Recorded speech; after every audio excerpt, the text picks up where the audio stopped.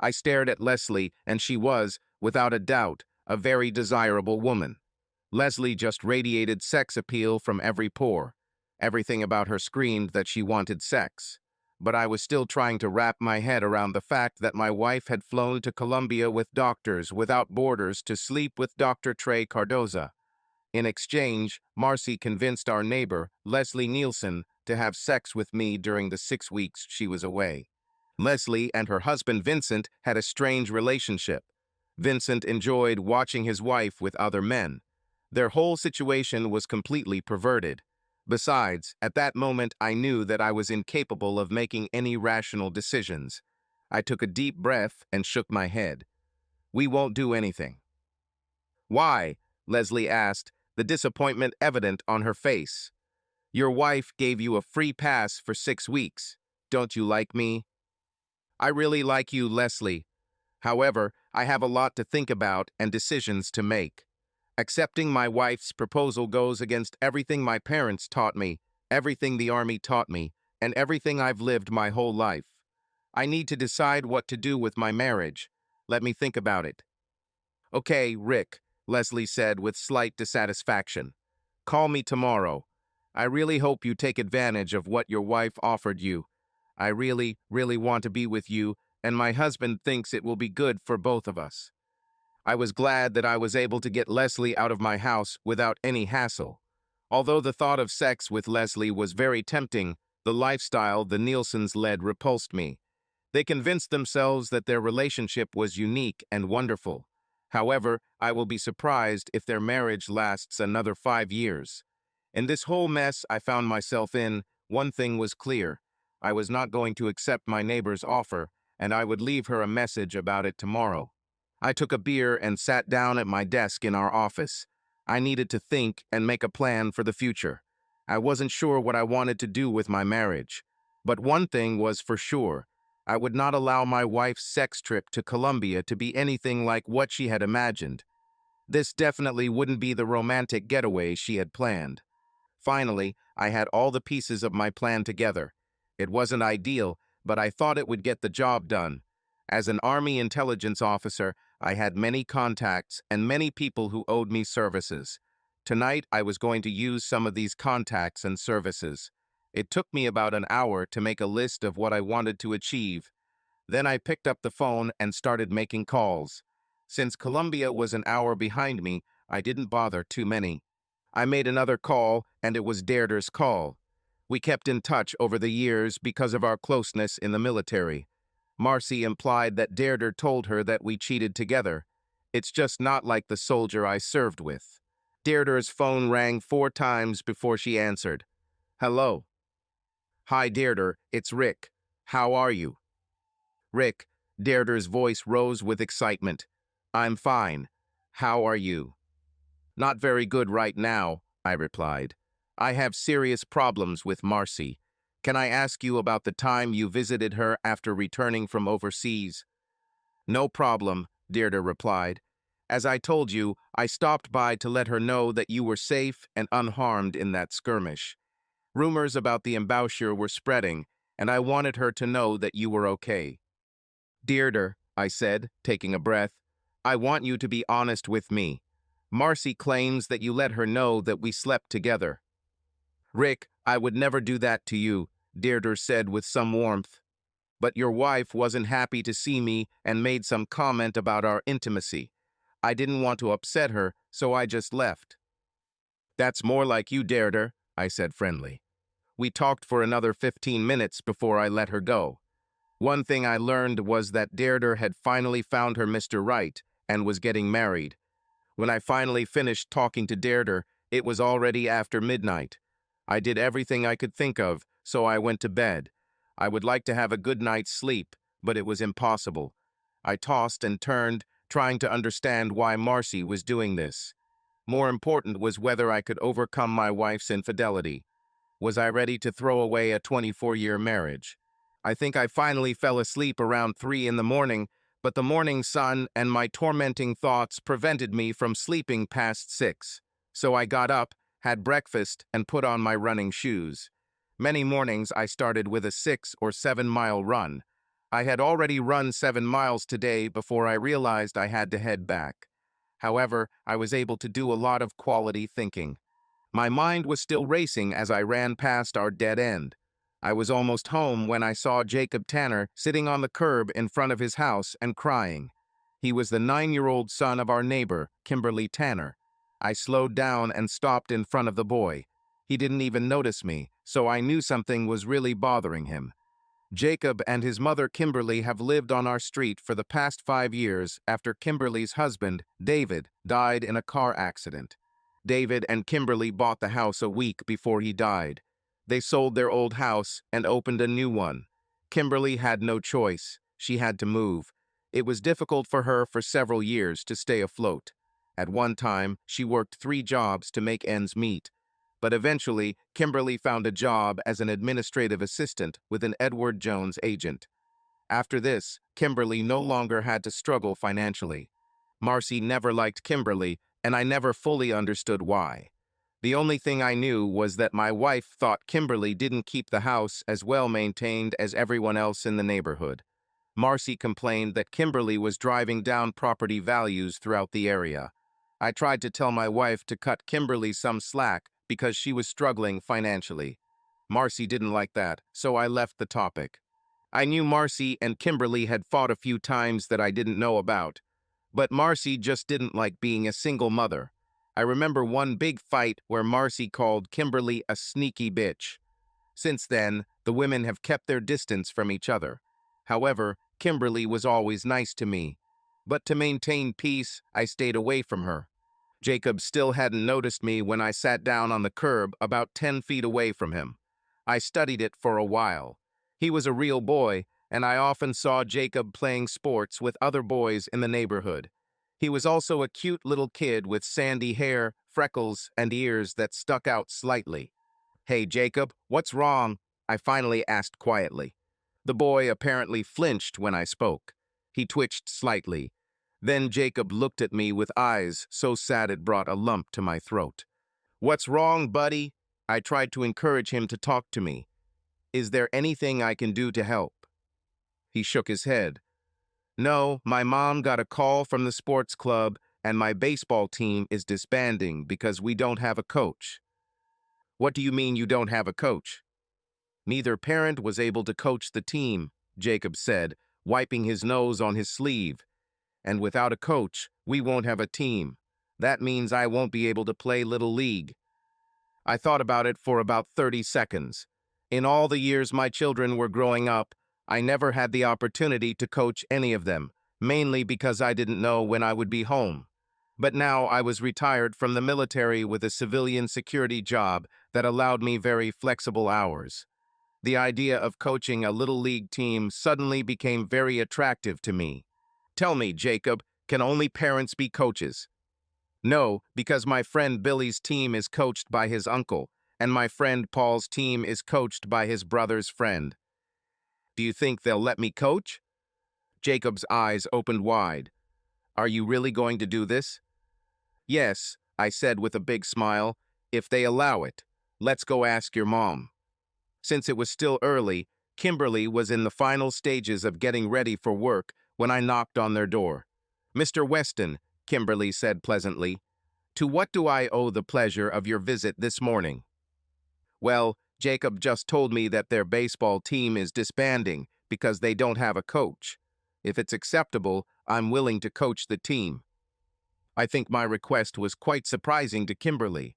As I watched her reaction, I studied Jacob's mother closely for the first time. The few times I was around Kimberly, Marcy was always nearby, so I didn't look too closely. Besides, I had no interest in my neighbor. Now I realized that Kimberly was very beautiful, although a little overweight. However, a few extra pounds did not make a woman less attractive. I focused on my neighbor for a moment. What I discovered was that Kimberly had medium-length dark brown hair and deep blue eyes. Her breasts were larger than Marcy's, and Kimberly had a warm, friendly aura about her. When I compared her to Marcy, it was like comparing apples and oranges. They were both beautiful, but in different ways. Marcy was only 5'5" with an athlete's body, slim and muscular. She had larger breasts than you'd expect from someone of her build. But of course I paid for them because it was something Marcy wanted, and I knew she was insecure with small breasts. Kimberly had a curvier body and was taller, only a couple of inches shorter than me. And I strongly suspected that Kimberly's breasts were real.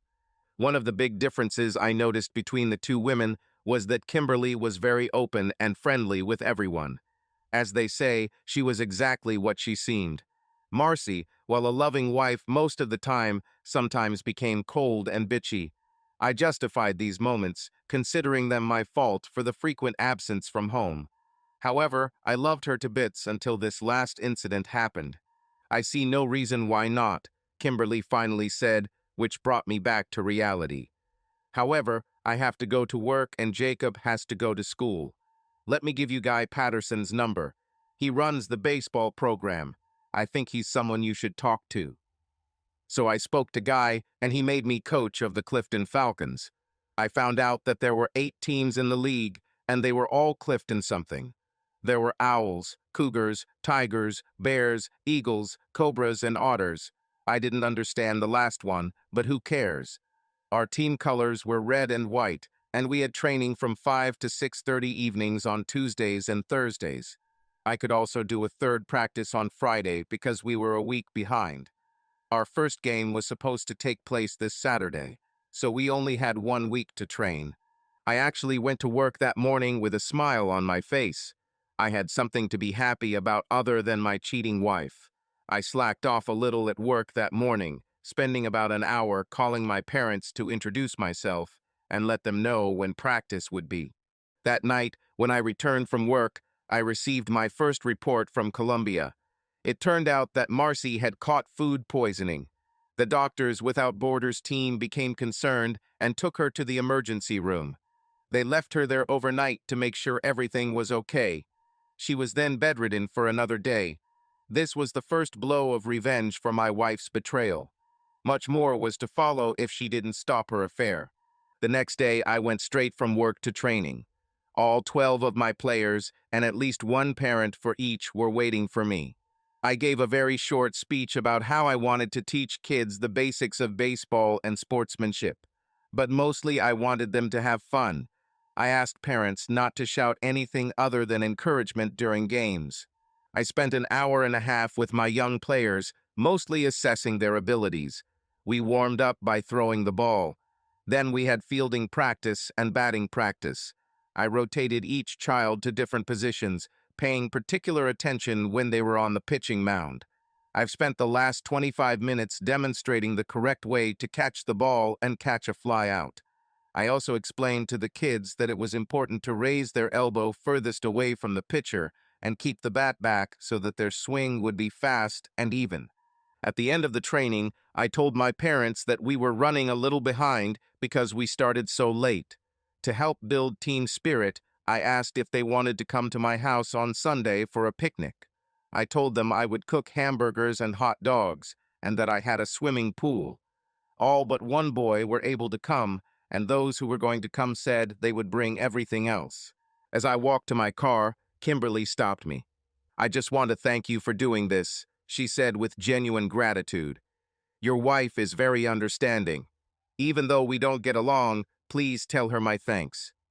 "My wife is in Colombia working with Doctors Without Borders," I replied. "Oh, well, thank you then," Kimberly said and started to walk away. She only took 4 steps when she stopped and looked back at me. "If your wife is away, that means you'll have to cook for yourself. Why don't you come over for dinner? We'll just have spaghetti and meatballs." At first I was going to refuse, but then I thought, why not? Fuck Marcy, I wasn't going to give up home-cooked food because she wanted to sleep with some doctor. "I have a few things to do at home," I said with a bright smile. "Can I come in an hour?" "This will be perfect." When I got home, I called my contacts in Colombia and was pleased to learn that the good Dr. Trey had irritation in his eyes. Obviously something brought by the wind. Either way, it caused the doctor a lot of pain and a trip to the emergency room. The swelling around his eyes was a concern for medical staff, so he was kept overnight. An almost invisible irritation was thrown into the fan. and this fan simply blew on the doctor when he asked for his key. It was my first blow to the doctor. Dinner with Kimberly and Jacob was a real pleasure. Marcy was a good cook, but preferred to eat out, so we ate out 4 to 5 times a week. At dinner that night, I learned that Jacob was quite the talker. He talked endlessly about training and upcoming games. I already realized that Jacob was one of the best players on the team. Not only could he hit the ball hard, but he would definitely be one of my pitchers. The next day at work, I learned that Dr. Trey had been released from the hospital, but his eyes were still swollen and painful. He couldn't go to the field that day. I also learned that Marcy had been stricken with a severe bout of diarrhea. This puzzled the team since they were all taking medication to prevent dysentery. But it was not dysentery. It was something done in a lab, but it kept Marcy in bed for 3 days. So, Marcy and the good doctor only had 1 day to have sex. The last few days have not been the sexual fantasy my wife imagined. I mean, how can you be romantic when you're torn on the toilet? Thursday's training was a repeat of what we did on Tuesday. I fine-tuned where I thought the kids fit best in the lineup and in the field. Again, after training, Kimberly invited me to dinner. I, of course, agreed. She made shepherd's pie, which was great. After dinner, I stayed and helped Jacob with his homework. When he finished, his mother sent him to bed. Kimberly then offered me a cup of coffee, which I gratefully accepted. "So, how are you coping with Marcy's absence?" Kimberly asked. I don't know why, but it really hurt me. I couldn't help but let out a sigh of sadness, and Kimberly noticed right away. "Rick, what happened?" "I don't want to burden you with my problems," I said, trying to dissuade him. "It's just that things aren't going smoothly for Marcy and I right now. I know it's none of my business, but if you want to talk, I'm a good listener." I looked at Kimberly's warm smile and said to myself, what the hell? I needed someone to talk to, and I still didn't want to burden the kids. So I gave my neighbor the shortened version of what was going on in my marriage. I included my wife's insistence that she was entitled to this affair because of her beliefs about my infidelities. I also explained what Marcy had arranged for me and Leslie Nielsen. I was surprised that Kimberly knew everything about the Nielsen's lifestyle, which was the reason she stayed away from them. I ended up reading the letter Marcy had left for me, which I now carried in my pocket to reread whenever I wanted. When I finished, Kimberly's face changed from concern for me to sad.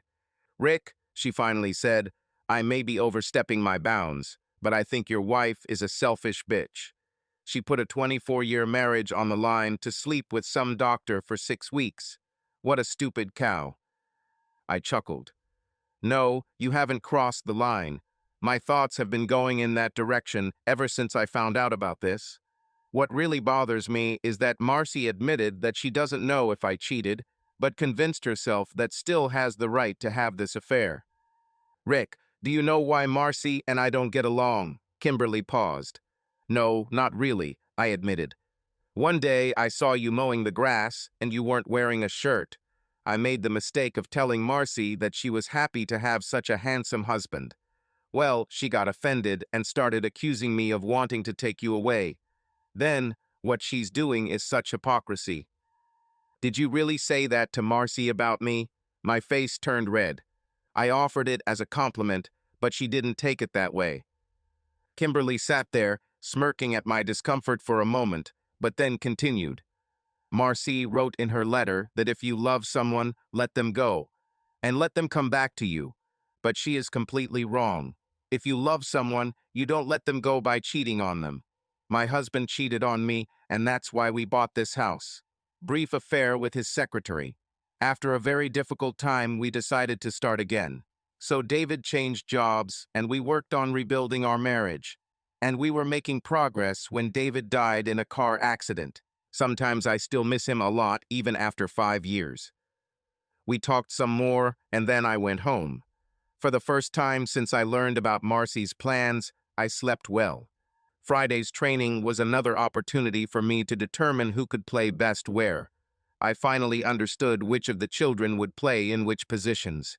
We had 6 pretty good players, 3 mediocre players, and 3 that needed a lot of work. It was at training on Friday afternoon that I met Guy for the first time. He was a tall, thin man with bright red hair and an infectious laugh. He had 3 sons in 3 different age groups.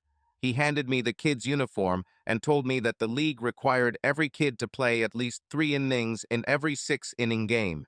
The kids were delighted when I gave them the uniforms. I really enjoyed the coaching process. My happy mood on the way home suddenly turned sour when I remembered something from the past. The year I was assigned close to home, I mentioned to Marcy that I was thinking about coaching Kyle's team.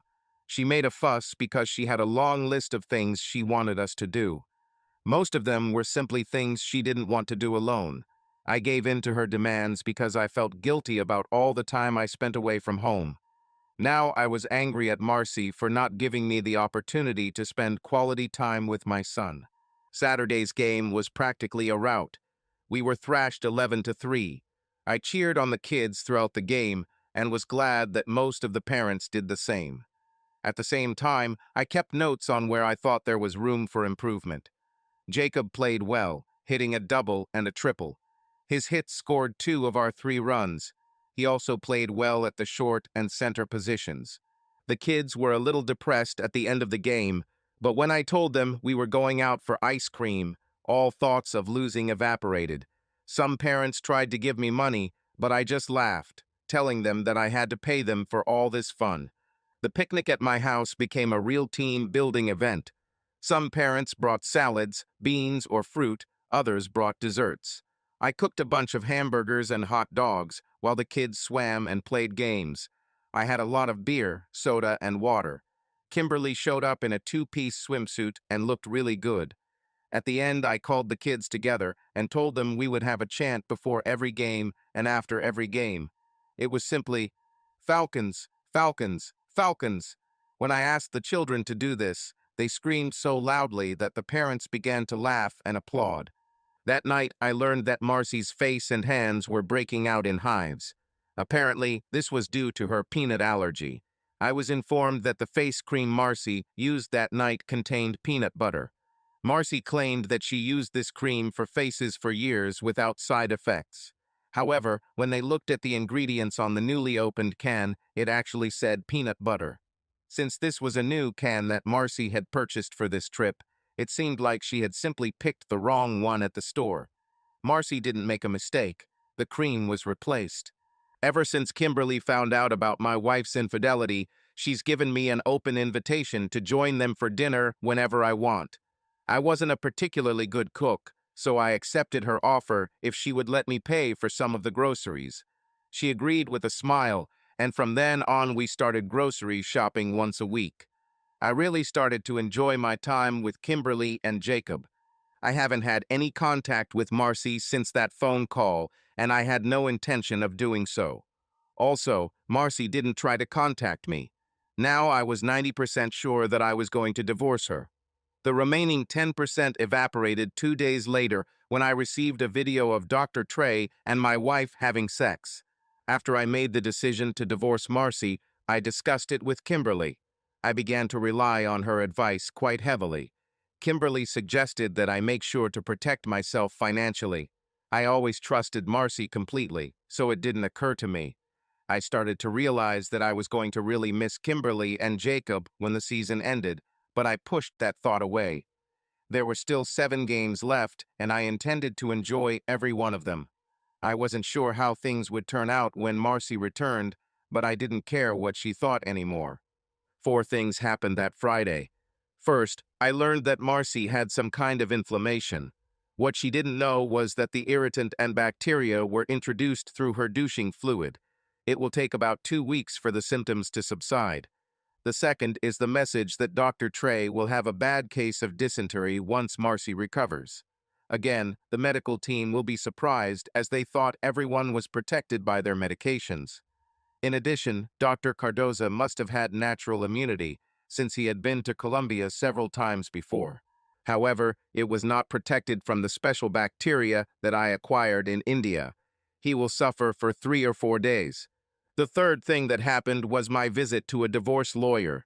This will be a simple divorce with one possible problem: the house. I knew Marcy would want it since she picked it out and decorated it. I wanted him to stay close to Kimberly and Jacob. This was one of the things Marcy and I needed to discuss. My lawyer warned me that Marcy might try to make a claim on part of my Army pension. The fourth thing that happened that day was the beginning of my separation from Marcy. I started by separating our finances. I took half of everything from our accounts and opened new ones in my name. Marcy and I had our own credit cards, so I left them alone. I then moved all of Marcy's things from the master bedroom to the guest room. From my point of view, I wasn't going to move because Marcy was the one who cheated. Finally, I cleaned up everything Marcy had in the rest of the house. I even took down all the photos of Marcy. That Saturday, the Falcons defeated the Bears 5-4.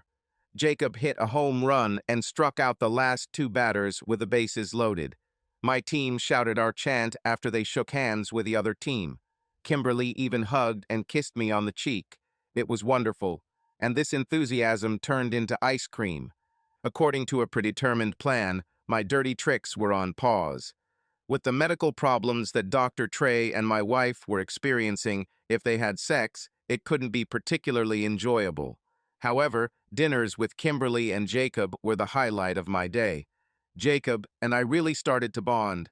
He needed a father, and I was more than happy to provide one. My only concern was what would happen when the season ended. The next 3 weeks flew by very quickly. We won 2 games and lost 1. No matter the score, there was always ice cream after the game. Kimberly always sat next to me. In fact, she always clung to me. At first, the parents were a little nervous about this, so I decided to solve this problem directly.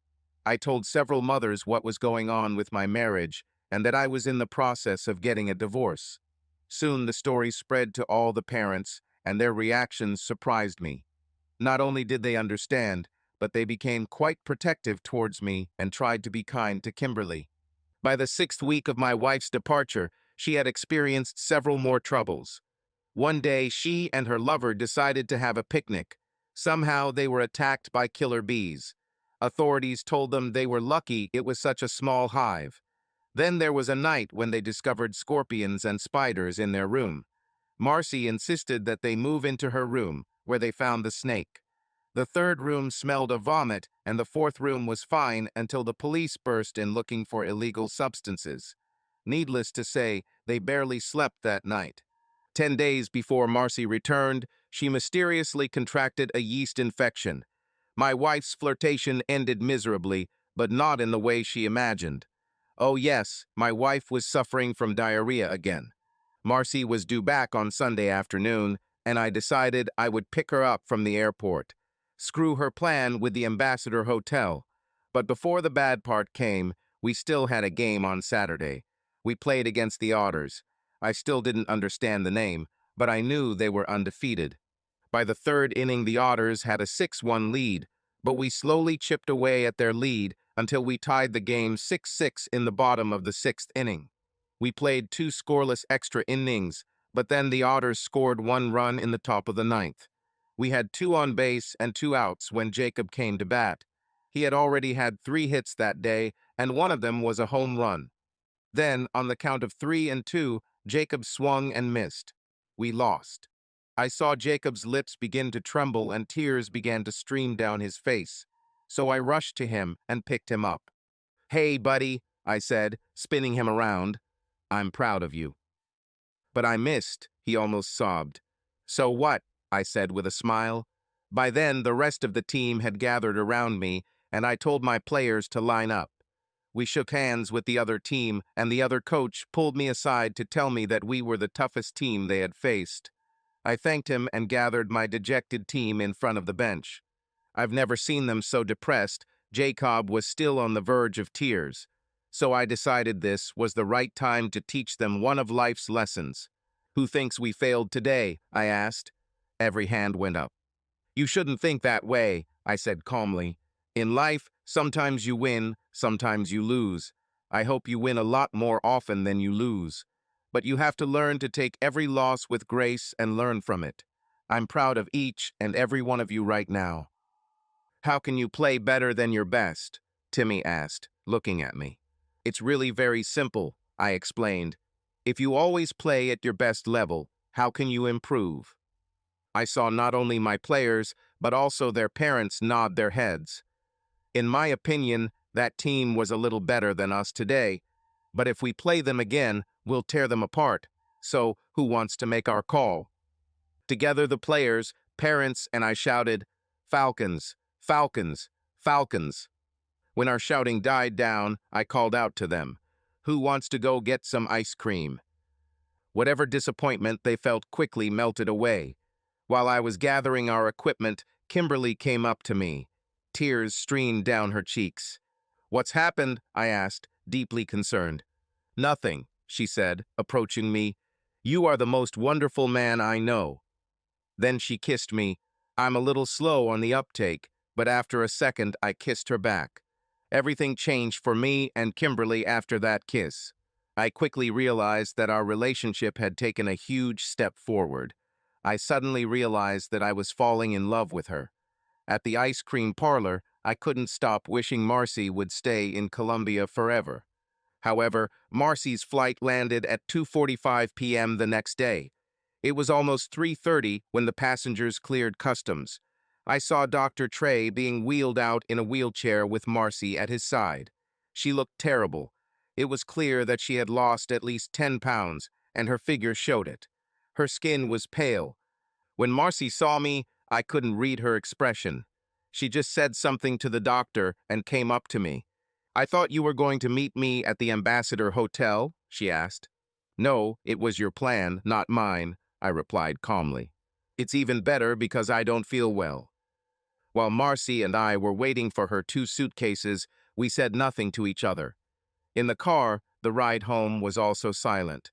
With 1 or 2 glances at Marcy, I finally understood the expression on her face.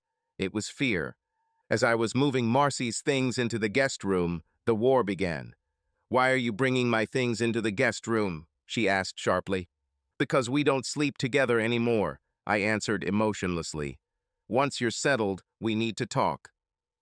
"Damn it, we'll talk," Marcy snapped again. "I'm not going to sleep in the guest room. If you don't want to sleep with me, then you sleep there." No matter how hard I tried to remain calm, Marcy's last comment angered me.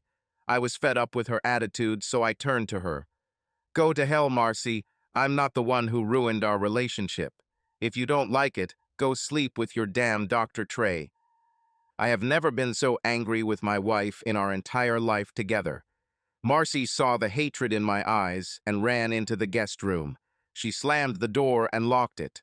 I then felt bad about my behavior and went to apologize. But when he approached the door, he heard her sobbing. I decided to give it time to cool down. I was sitting in the kitchen drinking coffee when Marcy finally came down an hour later. She took a cup, filled it with coffee, and sat down at the kitchen table across from me. I pushed the envelope towards her. "What is this?" she asked with fear in her eyes. "What you said you were willing to accept is the divorce papers." "I don't want a divorce," Marcy said quietly. "This is what you wrote," I said, taking out her letter. "The way I see it, if you and I still love each other, we'll get over it when I see you when I get back. If not, it will hurt, and I'll grieve for what you and I had and lost. But I don't see us getting married, and we don't do that." Tears streamed down Marcy's face as I finished reading her words.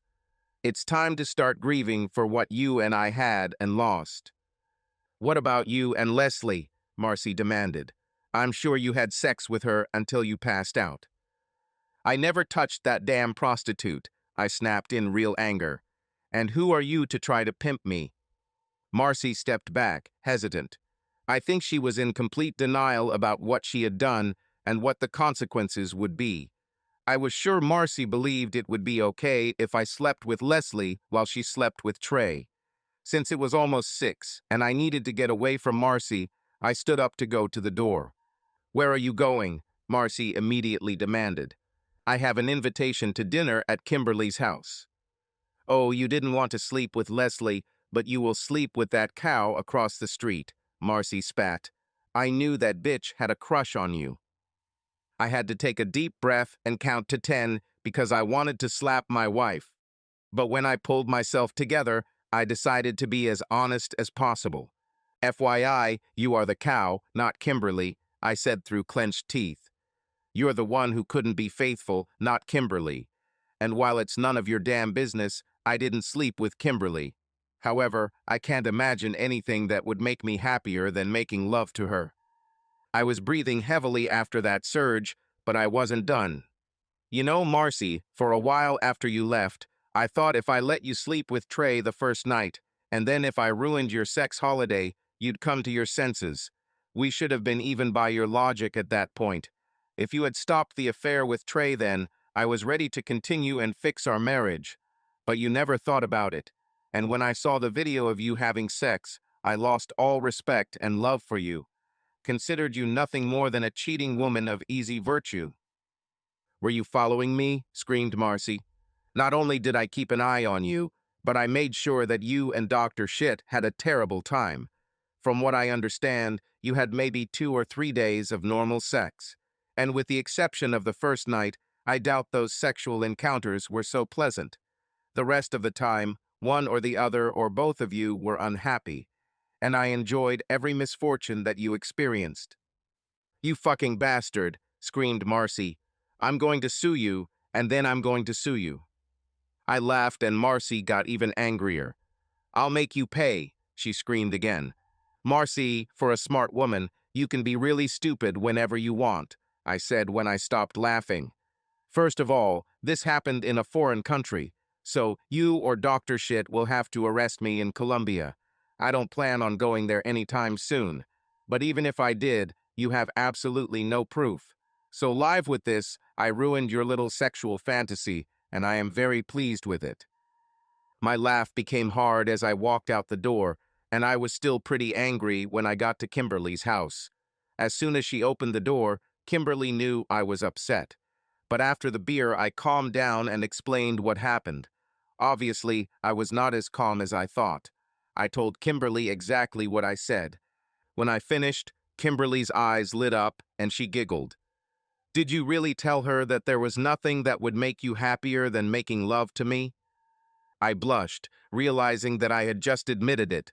Then I started laughing. This is probably the only thing I'm 100% sure of right now. Well, it's the same thing I've been thinking since the first week you started coaching Jacob's team. Kimberly's cheeks were flushed red, but her eyes were glowing. And after Jacob goes to bed tonight, I want you to come to bed with me so we can make each other very happy. I sighed and shook my head. I'm sorry, Kimberly, I said regretfully. I can't do this while I'm still married. And even though my wife broke our marriage vows, I just can't do this. Will you forgive me if I take it at least until Marcy signs the divorce papers? To have you in my life, Kimberly said with pure love in her eyes. I will wait until hell freezes over. Marcy seemed determined not to give up on me as her husband. She fought for the divorce tooth and nail. She even had her lawyer attack my army pension. My lawyer then advised me to offer her a house in exchange for her leaving my pension alone. However, Marcy refused the offer. She still had faith that we could restore our marriage once I got over my hurt feelings. I needed something to convince my wife that there could be no return. Marcy and I hadn't had sex since she got back, so I wondered if she was still sleeping with Dr. Cardoza. I tapped the phones and installed cameras in the house when Marcy was away. If I found out that Marcy was having sex with that creep in our house, I would give Dr. Trey real punishment. It didn't take long before I overheard a phone conversation between my wife and Trey. Marcy, honey, when will we meet again? We haven't done anything together since we got back. Maybe next Wednesday, Marcy answered after a long pause. I know Rick is going out of town for the day. I'll think about it. I still don't understand why you don't just agree to the divorce. Are you going to marry me if he does? Hell no, said the doctor with a laugh. I just love having sex with you. You're amazing in bed. The feeling is mutual, but you're no good as a husband. Rick is an amazing husband, and I still love him. Honestly, Trey, I regret ever getting involved with you. Rick is twice as good as you, but now he's not even touching me.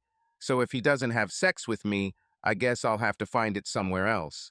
I'll let you know. Armed with this new information, my lawyer and I arranged a meeting with Marcy's lawyer and her. It was a fairly short meeting that ended when I lost the conversation with the doctor. At this point, Marcy was still begging me for reconciliation. She still claimed that I cheated with Deirdre and she cheated with Trey. We must leave this behind and start again. I decided to finally tell her what happened with Deirdre and me. I told her what happened to Deirdre and me in Afghanistan. We were on a reconnaissance mission in one of the northern provinces where we were supposed to meet with a spy we had infiltrated into the Taliban. However, we did not know that he had been exposed and killed. But before he died, he told them when and where we would meet. The Taliban set up an ambush, but it was a clumsy attempt and I noticed it before we got too deep. Still, we had to fight, and we had only just gotten out when aviation came to the rescue. 2 of our men were killed and 2 others were wounded. If we had completely gone for it, we would all have been destroyed. Both Deirdre and I were shocked to realize how close we were to death. It is impossible to explain to someone what it is like to be in such a situation. I still sometimes wake up from nightmares about this mission. Either way, Deirdre was in a terrible state when we got back to base. When I brought her to her room, she was crying inconsolably. I held her and tried to calm her down. Then Deirdre kissed me and I kissed her back. However, when Deirdre tried to pull me into her bed, I came to my senses and stopped. I just couldn't do that to my wife. Still, it was a betrayal, and the feeling of guilt never left me. As I finished the story, I noticed that Marcy was fidgeting nervously in her chair. Whatever excuse she had built for herself had just collapsed. Still, Marcy did not want to give in. However, she added another obstacle. Her lawyer petitioned the court, and the judge ordered counseling. I went, but after several sessions, it became clear to the counselor that the marriage was over. Marcy then signed the papers and accepted the house in exchange for my pension. During all of this, the baseball season continued. We won our last 2 regular games. The league then set up a playoff system where the first team played the 8th team, the second team played the 7th team, and so on. We won the first 2 games of the playoffs, which put us in the final against the Otters. I finally found out why the team is called the Otters. It turned out that Gus's son loved otters, and he was on that team. In any case, this final match turned out to be significantly different from our first meeting. It wasn't close, and we won comfortably 8-3. I brought Jacob from center to the pitcher's mound as the Otters began to rally in the 4th inning. They've already scored 3 runs without an out. Jacob stopped them, allowing the Otters just 1 hit the rest of the game. They couldn't get anyone past first base. The victory was bittersweet for me. I was thrilled that our boys won the championship, but I was sad that it was my last game. We had an end-of-season party on Sunday at my house. I told Marcy she could join, but she chose to stay in her room. I received 12 official league baseballs and gave 1 to each of my players. Then I gave them pens and told them to sign each ball. It was fun watching them try to fit all the signatures on the balls. Somehow they managed it. My parents then gave me a framed team photo enlarged to 12 by 24 inches, signed by each player. However, at the end of the party, I was even more depressed because the season was now completely over. During the party, I had to tell Kimberly that I would have to move because Marcy would have the house. I saw the fear in her eyes, and it made me even sadder. I didn't know how to explain to Jacob that I would no longer live in this area. However, what happened in the evening and at night lifted my spirit. First, around 7 p.m., I received a call from Gus, who wanted to know if I would be coaching the team next season. The system was such that the coaches met before the start of the season and recruited a new team. The coach could keep his son on his team, or, as in my case, I was allowed to keep Jacob. But the rest of the teams were formed from those players whom the coaches selected in the draft. It took me a millisecond to say I agreed. Later that evening, Kimberly informed me that if I was moving anywhere, it would be to her house and nowhere else. Since Marcy had signed the divorce papers the day before, she wanted me to stay with her that night. Let me just say that waiting for Jacob to go to bed was very difficult because I wanted Kimberly so much. When I realized I would have to move, I didn't want to risk losing Kimberly, so I intended to propose to her. I thought this would be the perfect time to propose. Of course, she said yes and showered me with kisses. She then pulled me into bed where we made love, and then fell asleep in each other's arms. It was truly wonderful to wake up with Kimberly next to me in bed. I was a little nervous the next day when Kimberly decided to tell Jacob that we were getting married. I needn't have worried because he screamed with joy and rushed to hug me. He kept asking when I would become his dad. All I could tell him was soon. I didn't think his smile could get any wider, but it did. It's funny how one of the worst times in my life turned into a whole new chapter that made me happier than I could have ever imagined. Of course, Kimberly and I have our arguments, but we work them out, and the sex after we make up is amazing. Having received the approval of his mother and my children, I suggested to Jacob that I adopt him. He was so excited about the idea that he kept asking me every few days when I would officially become his dad. In turn, I pestered the lawyers every day to finish the paperwork. Jacob is the loving son one could only dream of, and I'm happy that my children have not only accepted Kimberly as my new wife, but also adore Jacob. And Jacob adores Kyle and always wants to play catch with him when he comes to visit. Jacob is the little brother Kyle always wanted. I know Marcy wasn't too happy about the adoption because of the comments she made to our children, but I don't really care what she thinks. Kimberly and I talked about having a baby together, but I wasn't too excited. At 49, I was 11 years older than Kimberly. I indicated that I would be 65 when our child was 15. I didn't think it would be fair to the baby, to Kimberly, or to me. However, I know that if I had agreed, Kimberly would have eagerly begun the process of conceiving.